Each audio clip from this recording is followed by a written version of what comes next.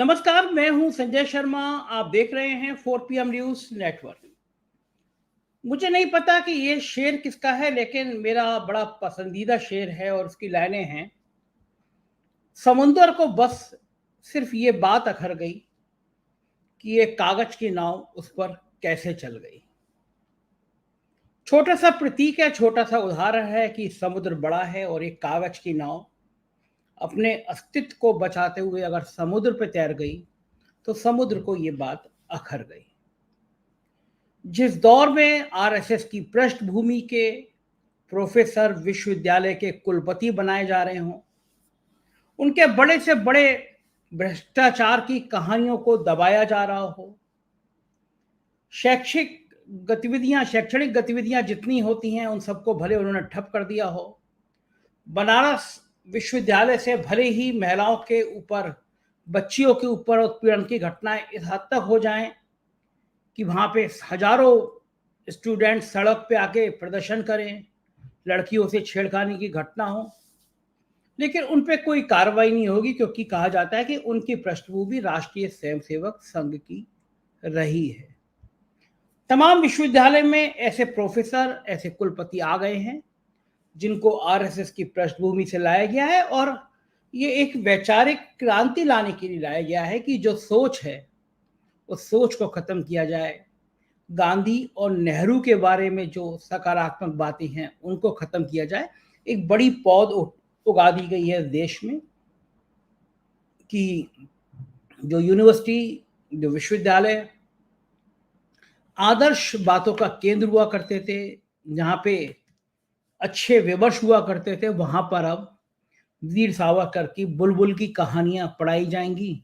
आपको याद होगा कैसे एक पाठ्यक्रम में आ गया था कि एक बुलबुल थी, वो आ जाती थी, वीर सावरकर, उनके वीर सावरकर उसके पंखों पे बैठ के उड़ जाया करते थे, पूरी दुनिया घूम के वो बुलबुल उनको उस तहखाने तक छोड़ दिया करती थी। ऐसी कहानियां अब चाहते हैं, वो साहब चाहते हैं कि ऐसी कहानियां विश्वविद्यालय में पढ़ाई जाए, जिससे सावरकर और बुलबुल की कहानियों की यादें ताजा होती रहे। लेकिन इस बीच में कुछ नौजवान ऐसे होते हैं जो कबीर को पढ़ाना चाहते हैं, जो कबीर के दोहे का अर्थ देश को समझाना चाहते हैं, जो विमर्श नौजवान छात्रों छात्राओं के बीच में पैदा करना चाहते हैं कि समाज में प्यार और भाईचारा, समाज में मोहब्बत कबीर से कैसे समझी जा सकती है, तुलसी से कैसे समझी जा सकती है, जो संघ पर, उस नफरत भरी विचारधारा पर चोट करते हैं और कहते हैं, डंके की चोट पे कहते हैं कि ये विचारधारा देश की बात नहीं कर सकती, देश का भला नहीं कर सकती। जो देश में कहीं पे भी दलितों पे, पिछड़ों पे, मुसलमानों पे, अल्पसंख्यकों पे अत्याचार होता है तो केवल बोलते ही नहीं है, बल्कि वहां जाकर कंधे से कंधा मिलाकर खड़ा होते हैं। ऐसे दौर में जब हवाएं भी जहरीली हो रही हैं, ऐसे दौर में एक नौजवान को विश्वविद्यालय भला कहाँ बर्दाश्त कर सकते हैं। आप सही समझ गए होंगे, मैं बात कर रहा हूं दिल्ली विश्वविद्यालय के प्रोफेसर लक्ष्मण यादव की, जिनकी बातों का देश दीवाना है। पूरे देश में जिनकी बात सुनी जाती है क्योंकि वो सच बोलते हैं और डंके की चोट पर सच बोलते हैं। दिल्ली विश्वविद्यालय में सालों से पढ़ा रहे थे, बहुत अच्छी योग्यता थी। उनके समकक्ष जो उनकी योग्यता में नीचे आते थे उनको परमानेंट कर दिया गया, और लक्ष्मण यादव को अचानक एक खत पकड़ा दिया गया कि अब आपकी सेवाओं की जरूरत नहीं है।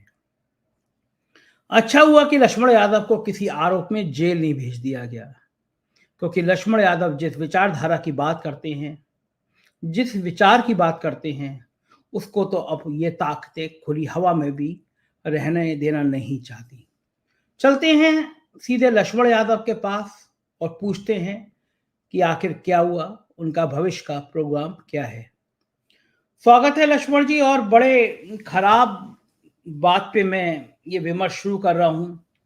आप अब दिल्ली विश्वविद्यालय के प्रोफेसर नहीं रहे, जिस विश्वविद्यालय में आपने सालों पढ़ाया, तो जहाँ सालों पढ़ाते हैं तो वहाँ बहुत सपने होते हैं, उसकी एक एक कोने से, उस क्लास के एक एक कोने से आपको प्यार होता है। वो लाइब्रेरी आपको याद होती है, वो आपको रेस्टोरेंट याद होते हैं, वो कैफे याद होते हैं जहाँ आप चाय पीते होंगे, विमर्श करते होंगे। पहली बात तो ये कि आपको अंदाजा नहीं था कि आप जो सच बोल रहे हैं वो बहुत खौफनाक है, खतरनाक है और ये परिणाम आपको झेलने पड़ सकते हैं? बहुत शुक्रिया संजय दा। वो एक शेर है ना कि जुल्म के साये में लब खोलेगा कौन, और हम भी चुप रहे तो फिर बोलेगा कौन। असल में इसी हिम्मत और हौसले से, चूंकि कबीर का जिक्र आपने किया और मेरे सबसे प्रिय कवि कबीर हैं, मैं हिंदी साहित्य का विद्यार्थी हूँ। शिक्षक कल था, आज नहीं हूँ, कल होऊंगा, लेकिन विद्यार्थी हमेशा रहूंगा। तो मेरे प्रिय कवि कबीर हैं, वो कहते थे कि मेरा तेरा मनवा कैसे एक होई रे, तू कहता कागज की लेखी, मैं कहता आंखन की देखी, मैं चाहता सुलझावन हारी, तू देता उलझाई रे, और मैं कहता हूं जागत रहियो, तू कहता है सोई रे। तो असल में ये दौर ही ऐसा है जिसमें हमें जो पूरे एकेडमिक कल्चर में जो रीढ़ की मजबूती के सबक सिखाए गए, जिन कवियों को, जिन साहित्यकारों को पढ़ाया गया, इलाहाबाद विश्वविद्यालय, दिल्ली विश्वविद्यालय, इन सब ने मिलकर हमें गढ़ा है, हमें सब कुछ दिया है। उसी में माहौल बदला, वक्त बदला, तो फिजाएं ऐसी आईं कि अगर आपको नौकरी पानी है तो चुप हो जाइए, अगर आपको परमानेंट होना है तो उनके सुर में सुर मिला दीजिए, उनके खिलाफ मत बोलिए, आकाओं की सरपरस्ती में आप भी दंडवत हो जाइए। ये शर्तें लगा दी गई, और ये शर्तें लगा दी गई कि अब मेरिट से अपॉइंटमेंट नहीं होंगे। तो असल में मैं बहुत संक्षेप में संजय दा इस पूरे प्रकरण को कहूं तो हम लोग तो उत्तर प्रदेश के आजमगढ़ में गाय भैंस चराने वाले परिवार में पैदा हुए, सामान्य किसान परिवार, निम्न मध्यम वर्गीय परिवार। परिवार ने ये पढ़ाई की कीमत समझी तो पढ़ाया, अपना सब कुछ दांव पर रखकर परिवार ने पढ़ाया। इलाहाबाद विश्वविद्यालय के शिक्षकों ने, उस परिवेश ने हमें गढ़ा। हमने अपने मेरिट के दम पर बहुत कुछ हासिल किया। इलाहाबाद विश्वविद्यालय का गोल्ड मेडल हासिल किया एमए में, अपियरिंग में नेट जेआरएफ क्वालिफाई किया। दिल्ली आए थे आईएएस बनने, लेकिन एकेडमिया का फेलोशिप शुरुआत में थी तो हमें लगा कि पीएचडी भी करेंगे और यूपीएससी की तैयारी भी करेंगे, तो दिल्ली विश्वविद्यालय में पीएचडी में एडमिशन भी उसी समय हो गया। दिल्ली विश्वविद्यालय के हमारे गुरुओं ने हमें गढ़ा है। मैं नाम किसी का नहीं ले रहा हूं क्योंकि बहुत लंबी फहरिस्त है जिन्होंने हमें बनाया है। उन्होंने जिंदगी भर ये सबक सिखाया कि अगर आप में हुनर होगा, आप में काबिलियत होगी, तो आपको सब कुछ मिलेगा। मिला सब कुछ। मगर जब 2010 में मैं 21.5 साल में मैं नौकरी पा गया था, मुझे दिल्ली विश्वविद्यालय में असिस्टेंट प्रोफेसर का ओहदा मिल गया था। मैं जाकिर हुसैन कॉलेज मेरा पहला कॉलेज था जहां मैंने 1 सितंबर 2010 को ज्वाइन किया था। और उसके बाद जब 29 नवंबर 2023 को मेरे पद पर पहली बार, चूंकि 14वें साल में जाकर परमानेंट अपॉइंटमेंट हो रहा है, तो ये इस शिक्षा व्यवस्था की ये हालत है कि बनना है विश्व गुरु और गुरुओं को ठेके पर रखा गया है। और अब तो धीरे धीरे उन्हें परमानेंट किया जा रहा है क्योंकि अब उनकी सरकार, उनके कुलपति, जो आपने अपने इंट्रो में बहुत शानदार तरीके से कहा है, वो सब कुछ अनुकूल हो गया, तो अपने अनुकूल लोगों को भरा जा रहा है। मगर मैं लौट रहा हूं उस विषय पर जो मेरा मेरे मेरे प्रतिरोध का, मेरी आवाज उठाने की वजह है। वो ये है कि जब 14वें साल में आकर के मेरे पद पर परमानेंट की नियुक्ति हो रही है, सिलेक्शन कमेटी बैठती है और उनके सामने मैं एज ए कैंडिडेट बैठता हूं, उस माहौल में बैठता हूं जब दिल्ली विश्वविद्यालय शिक्षक संघों ने लगातार आंदोलन करके ये अपील की थी कि जो जहां लंबे वक्त से पढ़ा रहा है उसको वहीं परमानेंट किया जाए, क्योंकि उसने अपने करियर के तमाम विकल्प छोड़ करके एकेडमिया को चुना है। तो आप किसी शिक्षक से उसकी कक्षाएं मत छीनना, और वो उसके पास फिर दूसरा विकल्प नहीं बचता अपने जीवन को जीने के लिए। तो उस शर्त को किनारे रख के दिल्ली विश्वविद्यालय के कुलपति कई बार बोल चुके हैं कि जो पढ़ा रहा है उसके साथ अन्याय ना हो। एकेडमिक परफॉर्मेंस इंडिकेटर होते हैं एपीआई, तो 100 में मेरे 96 नंबर, और दो दो नंबर कटे हैं केवल बीए और एमए में। अगर मेरा बीए और एमए दोनों में 80% से ऊपर होता, इलाहाबाद विश्वविद्यालय को जानने वाले लोग जानते हैं कि वहां नंबर बहुत कम मिलते हैं, तो मेरे 100 में 100 नंबर होते। तो 100 में 96 नंबर मेरे, 14 साल का टीचिंग एक्सपीरियंस मेरा मेरा मैं इलाहाबाद विश्वविद्यालय का गोल्ड मेडलिस्ट, मेरे आर्टिकल 10-10 आर्टिकल पब्लिश है, किताब पब्लिश है, मेरा इंटरव्यू सबसे अच्छा हुआ, ऐसा कहा जाता है। और जब निर्णय लेने की घड़ी आई तो ये कहा जा रहा है कि इनको छोड़कर किसी को रखा जा सकता है। मैं आपके चैनल के जरिए भी मैं फिर से अपने कॉलेज के एडमिनिस्ट्रेशन से, दिल्ली विश्वविद्यालय से, शिक्षा मंत्रालय से और आदरणीय प्रधानमंत्री जी से भी ये जानना चाहता हूं कि वो आधार बता दिया जाए जिसके आधार पर मुझे नौकरी से निकाला गया। मैं अभी भी जानना चाहता हूं मेरे इंटरव्यू के बेस पर कैसे आपने निकाला, और 96 नंबर एपीआई वाले को बाहर किया है। और मैं एक्सक्लूसिव आपके चैनल पे बता रहा हूं, जिसको मेरी जगह पर रखा गया है 50-55 नंबर मुश्किल से उसके होंगे, जिनका हायर एजुकेशन में टीचिंग का कोई एक्सपीरियंस नहीं है, जो संघ की शाखा से आए हैं, और जो हमारे प्रिंसिपल हैं। मैं तो जांच कराना चाहता हूं कि क्या मेरे प्रिंसिपल संघ की शाखा के पदाधिकारी हैं कि नहीं। मुझे इससे ऐतराज नहीं होगा, आपका चयन है, आप अच्छे संघ के कैडर हो सकते हैं। बस एक बार देश को बता दीजिए कि हाँ आप वहां से हैं, और कुछ नहीं कहना मुझे। तो ये पूरी कहानी है संजय दा। इसलिए मैं कह रहा हूं कि ये मेरिट देख करके किया गया सिलेक्शन या रिजेक्शन नहीं है, ये कुछ और है, जिसका सवाल मैं देश के सामने सबसे मिलकर के पूछना चाहता हूं। लक्ष्मण जी, मुझे लगता है कि शायद मैंने देखा नहीं, एक अरसे के बाद एक ऐसा प्रोफेसर देखा कि जिसको हटाए जाने के बाद छात्र छात्राएं, विश्वविद्यालय के प्रोफेसर, कर्मचारी लगातार मूवमेंट कर रहे हैं, नारेबाजी हो रही है, आपको वापस लाने की बात हो रही है। मैं समझ सकता हूँ कि कोई टीचर इतना लोकप्रिय अपने बच्चों में कब होता है। जाहिर है जब बच्चे उससे संवाद इस मानसिक रूप से करने लगते हैं कि उनको समझ आने लगता है कि ये जो कहा गया है कि गुरु गोविंद दो खड़े काको लागे पाए, बलिहारी गुरु आपने गोविंद दियो बताए। तो जब गुरु इस श्रेष्ठ अवस्था को प्राप्त कर लेता है तो वो बच्चों का प्रिय होता है। और मैंने बच्चों के वो मोमेंट्स के फोटो देखे, तो जाहिर है आप उस अवस्था को प्राप्त कर चुके जहां पे बच्चे आपके साथ खड़े हो रहे हैं। लेकिन बड़ा सवाल ये है कि जब आपको पता था कि देश का माहौल ये है, विश्वविद्यालय में आरएसएस के कुलपति नियुक्त किए जा रहे हैं। लखनऊ विश्वविद्यालय में तो एक ऐसा प्रोफेसर नियुक्त कर दिया गया जिसको महाराष्ट्र की पुलिस पकड़ के ले गई, बहुत सारे 420 के केस में वांटेड था। तो जहाँ पे लुच्चे, लफंगे, अपराधी किस्म के लोग भी प्रोफेसर बन रहे हों, लेकिन पृष्ठभूमि जैसा आपने बताया कि 50% नंबर भी हों, लेकिन संघ की शाखाओं में गए हों, आधा हाफ पैंट नेकर पहना हो, खाकी नेकर पहना हो, सुबह शाखा में प्रणाम किया हो, तो इतना पर्याप्त है। तो जब आपको मालूम था कि ये देश का माहौल ऐसा है, तो आप बिना सोचे ये सोचे कि आपकी नौकरी चली जाएगी, आप छत्तीसगढ़ में आदिवासियों की बात करने क्यों चले जाते हैं? अलग अलग जगह दलितों और अल्पसंख्यकों पे अत्याचार हो रहे होते हैं, वहां आप क्यों चले जाते हैं? आपको पता नहीं था कि आप ये करेंगे तो हर हालत में आपको नौकरी से बाहर किया जाएगा? असल में वाकई कहूं तो सैद्धांतिक तौर पर मुझे नहीं पता था कि इस आधार पर मुझे नौकरी से बाहर किया जाएगा। और मैं जानना चाहता हूं कि क्या वाकई मुझे बाहर किए जाने का आधार ये है क्या। मैं अभी भी जानना चाहता हूं। दिल्ली विश्वविद्यालय मुझे बता दे, मेरा कॉलेज मुझे बता दे, क्योंकि मेरे विश्वविद्यालय के कई बड़े बड़े प्रोफेसर, विभागाध्यक्ष टीवी पर बैठकर अपनी विचारधारा की बात करते हैं, सांप्रदायिकता के फैलाने की बात करते हैं, संघ प्रचारक बनकर के, विचारक बन के, राजनीतिक विश्लेषक बन के बहुत खराब खराब काम कर रहे हैं। तो वो राजनीति कैसे कर रहे हैं? असल में 2-3 तथ्यात्मक चीजें हैं। नंबर 1, दिल्ली विश्वविद्यालय का कोई भी शिक्षक सरकारी मुलाजिम नहीं है। यानी कि कोई भी सेंट्रल यूनिवर्सिटीज हो या यूनिवर्सिटीज हो, हम सरकारी मुलाजिम नहीं होते, हम ऑटोनॉमस बॉडी यूनिवर्सिटी के मुलाजिम हैं। इसलिए हमारे ऊपर वो कोड ऑफ कंडक्ट नहीं लागू होता कि आप किसी की आलोचना नहीं कर सकते, आप सरकार के खिलाफ नहीं बोल सकते। ये डेमोक्रेटिक कंट्री में इसलिए ऐसा बनाया गया कि जिन गुरुओं के कंधे पर यह जिम्मेदारी सौंपी गई कि आने वाले कल का भविष्य आप कक्षाओं में रचेंगे, उसके साथ साथ आप एक नागरिक भी होंगे।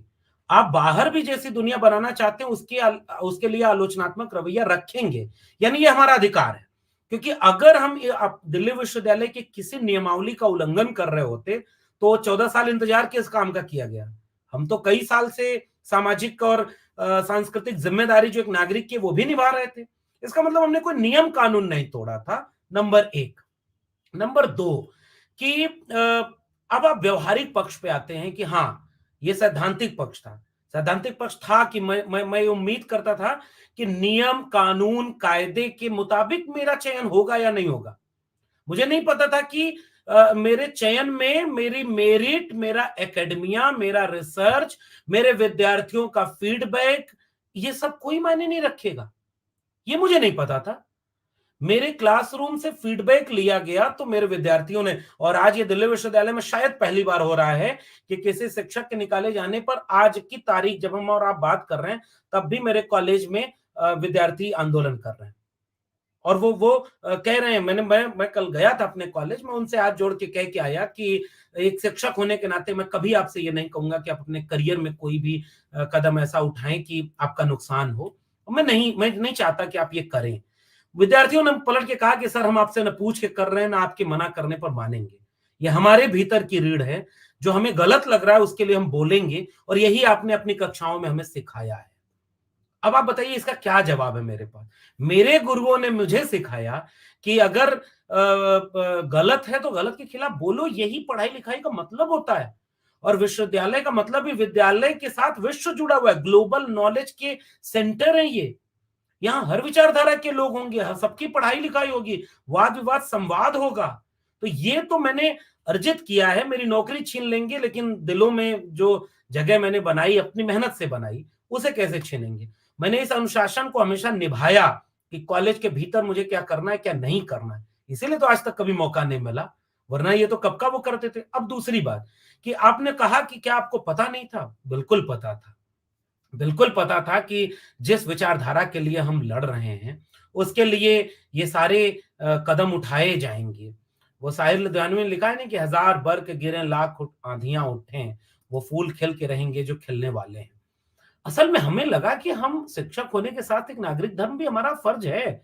बाहर अगर मेरे समाज में आग लगी रहेगी तो मेरी कक्षाएँ सुरक्षित नहीं होंगी। बाहर मेरे समाज में गैर बराबरी होगी, नफ़रत होगी, तो मेरे क्लास में मोहब्बत नहीं होगी। मुझे अगर एक अच्छी क्लासरूम चाहिए तो मुझे एक अच्छा समाज भी चाहिए, और मेरी ज़िम्मेदारी है कि मैं दोनों निभाऊँ।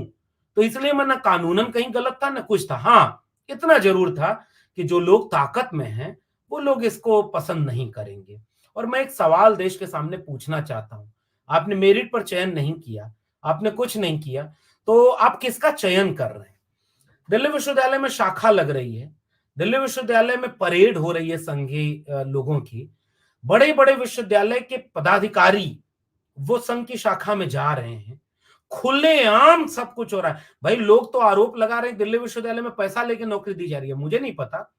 दिल्ली विश्वविद्यालय की साख पर अगर ये बट्टा लग रहा है, तो विश्वविद्यालय सामने आकर इसका जवाब दे।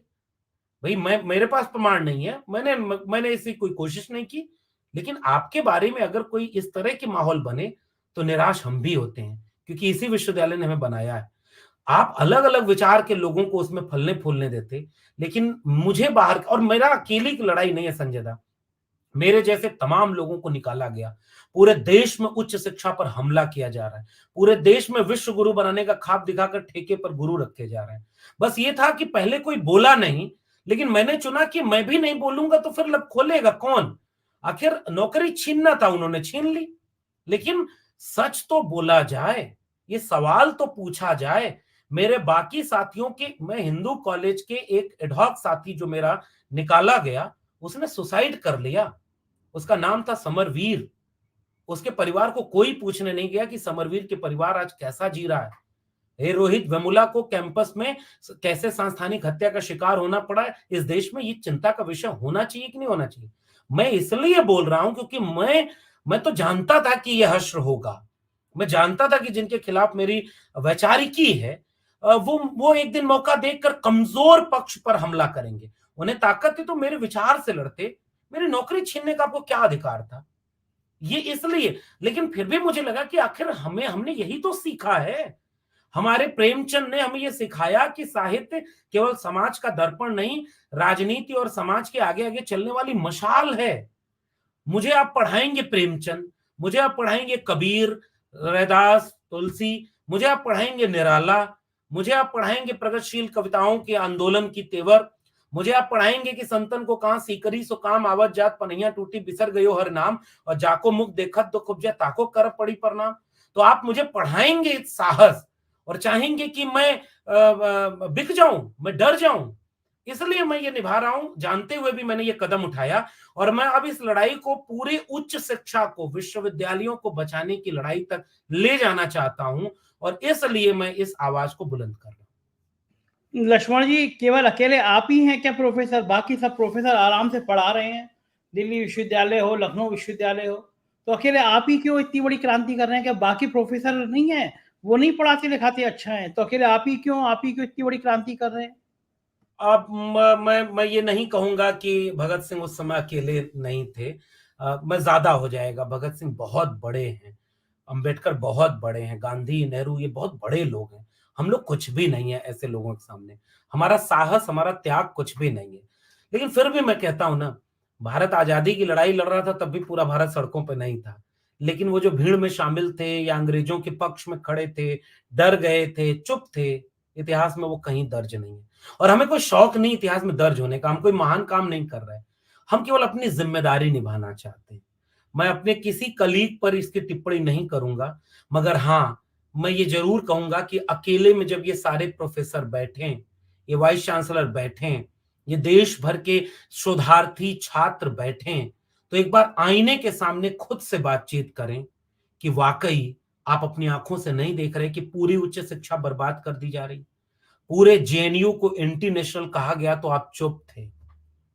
आपके छात्र जब जेल में डाले गए तो आप चुप थे। उमर खालिद आज तक जेल में है, उसके ऊपर कोई आरोप साबित नहीं हो पाया, आप चुप हैं। मेरे दिल्ली विश्वविद्यालय का प्रोफेसर हैनी बाबू जेल में है, आप तब भी चुप थे। आप चलो किसी और की लड़ाई नहीं लड़ रहे थे, आप किसान आंदोलन में चुप थे, मजदूरों पे आप नहीं बोलते। आप अपनी शिक्षा के लिए क्या वाकई नहीं बोलेंगे? क्या आपको नहीं पता कि नई शिक्षा नीति में बोर्ड ऑफ गवर्नर्स प्राइवेटाइजेशन का एक चरण है? क्या आपको नहीं पता कि नई शिक्षा नीति में 40% सिलेबस ऑनलाइन मोड पे होगा और अब यूट्यूब पर पढ़ाई होगी, स्वयं ऐप बन रहा है? क्या आपको नहीं पता कि आपके सिलेबस को कैसे बदला जा रहा है? क्या आपको नहीं पता कि सेल्फ फाइनेंस कोर्सेज लाए जा रहे हैं? क्या आपको नहीं पता कि इलाहाबाद विश्वविद्यालय की फीस 400% बढ़ गई और जिन विद्यार्थियों ने आंदोलन किया उनको जेल में डाला गया? क्या आपको नहीं दिख रहा कि बीएचयू के छात्र जब आंदोलन करते हैं तो कैसे उनको अपराधी बनाया जा रहा है, कैसे महिलाएं सुरक्षित नहीं? क्या आपको नहीं पता कि 13 पॉइंट रोस्टर आकर के कैसे वंचित शोषित हजारों साल बाद जिनको पढ़ने का मौका मिला उनसे प्रोफेसर बनने का हक किसने छीना? क्या आपको नहीं पता कि पूरी उच्च शिक्षा को अब निजी हाथों में बेचा जा रहा है? अगर ये सब देखते हुए भी देश के प्रोफेसर चुप हैं, तो जानते हैं संजय जी, वो इसलिए चुप हैं क्योंकि वो अपनी नौकरी के लिए प्रोफेसर हैं। वो समाज के प्रोफेसर नहीं बने। आज मुझसे मेरा तमगा छीन लिया गया कि मैं दिल्ली विश्वविद्यालय का आप ठेके पर प्रोफेसर भी नहीं रहा। इतना ईमानदार कौन होगा जो खुले मंचों से कहता था कि मैं असिस्टेंट प्रोफेसर नहीं, ठेके पर प्रोफेसर हूं? मगर मेरा समाज मुझे प्रोफेसर लक्ष्मण यादव कहता है और मैं जानता हूं कि दिल्ली विश्वविद्यालय मुझसे मेरा नौकरी छीन सकता है, लेकिन जनता की निगाह और दिल में जो ये इज्जत मैंने कमाई है ये नहीं छीन सकते आप। और हजारों फोन मुझे आए, हजारों ट्वीट लोगों ने किया। मैं तो सलाम करता हूं उस जनता का, अपने लोगों का। इनकी हिम्मत से हमें हिम्मत मिलती। तो आपके सवाल का जवाब संजय जी केवल इतना है, मैं उन पर और क्या बोलूं।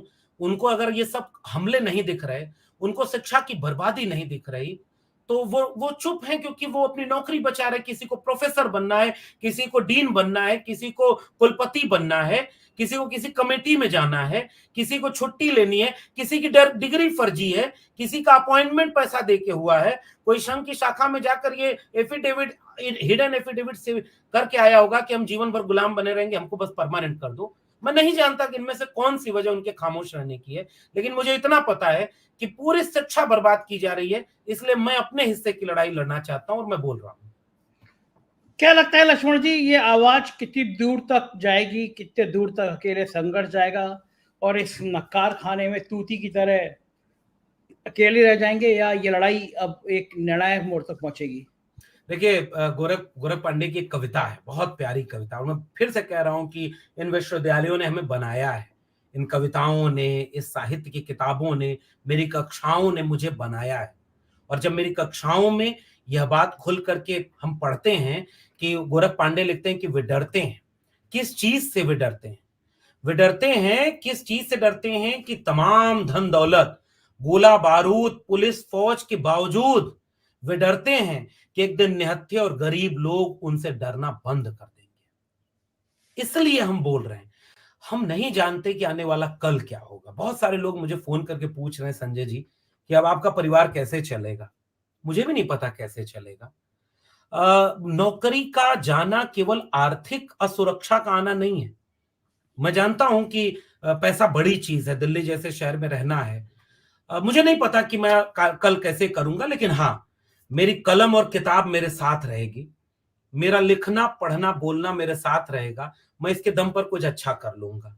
मुझे नहीं पता कि मेरे इस बोलने और लड़ने के बाद क्या होगा, लेकिन इतना तो पता है कि जिस दिन मुझे नौकरी से निकाला गया और मैंने ये चुन लिया कि अब मैं चुप नहीं रहूंगा। दिल्ली विश्वविद्यालय में दर्जनों, सैकड़ों लोग, आज तक तकरीबन 1000 लोग निकाले जा चुके हैं, जिनमें से कम मेरा मानना है कि कम से कम 300-400 शिक्षक ऐसे होंगे जो 10 साल 15 साल पढ़ाने के बाद निकाल दिए गए।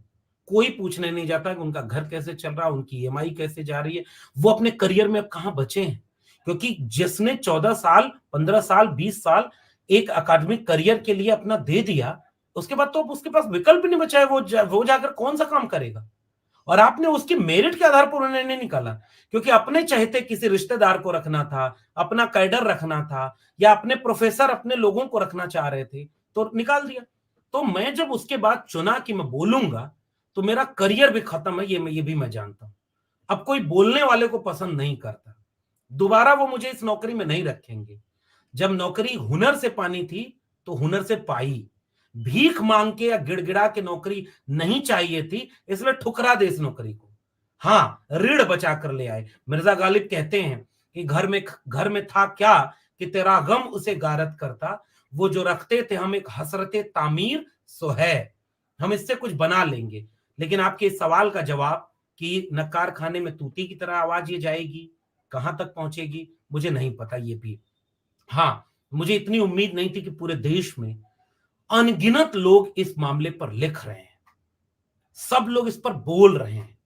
और बोल इसलिए नहीं रहे हैं कि किसी लक्ष्मण यादव के साथ अन्याय हुआ है, बोल इसलिए रहे हैं कि लक्ष्मण यादव ने अपने अन्याय के खिलाफ बोला तो लोग साथ खड़े हो गए। इसलिए मैं उम्मीद बहुत रखता हूं अपने समाज से। हमारा पुरखा कबीर कहता है कि साधु संतों ने ये मुर्दों का गांव, मैं जानता हूं, लेकिन फिर भी मैं कह रहा हूं कि कबीर की विरासत का भारत, बुद्ध का भारत, गांधी, नेहरू, अंबेडकर का भारत, फूले पेरियार का भारत इतना मुर्दा कभी नहीं हो सकता। मुझे उसके जिंदा होने पर उम्मीद रहेगी।